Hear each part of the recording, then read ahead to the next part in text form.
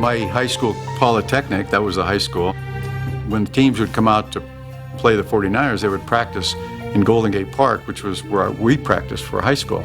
So we would leave, and then the team would come and practice on our fields. I remember the Colts were there, and all of the players leaving, and it was almost dark, and Johnny Unitas and Ray Berry out there playing catch, going through their pattern tree, and just sitting on the lawn there watching these guys work. On Sundays, members of the Poly High team worked as ushers during 49er games at Kezar Stadium.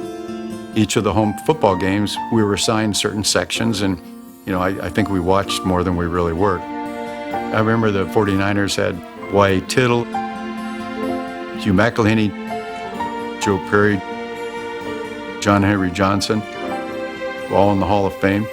I remember the disastrous loss to Detroit in 1957. The 49ers were way ahead, and then Detroit came back and won it. 10 seconds left. Lions lead it. Again. I remember watching the first alley-oop pass to R.C. Owens. This has got to be the alley-oop. There's no time for anything else.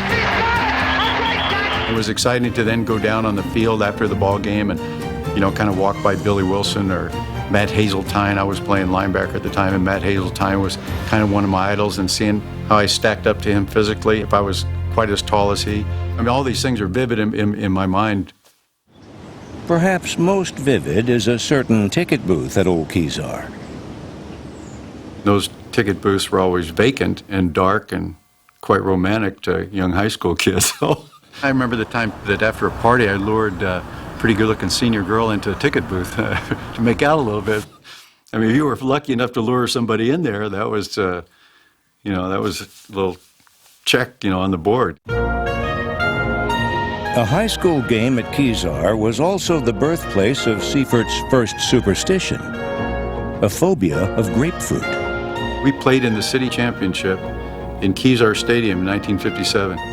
And that morning, I had grapefruit, and we lost the game 13-7. The player scored the winning touchdown. He was on my shoulders. We went into the end zone. And I don't know how I ever, in the wildest dream, imagined that grapefruit had anything to do with us losing that game. But I remember that night at a banquet. The first thing they served, there was a grapefruit with a little red cherry. It was like shoved in my face, that night. And I went berserk off that grapefruit. I mean, it doesn't make sense, but there had to be some other culprit out there besides me. It was the grapefruit.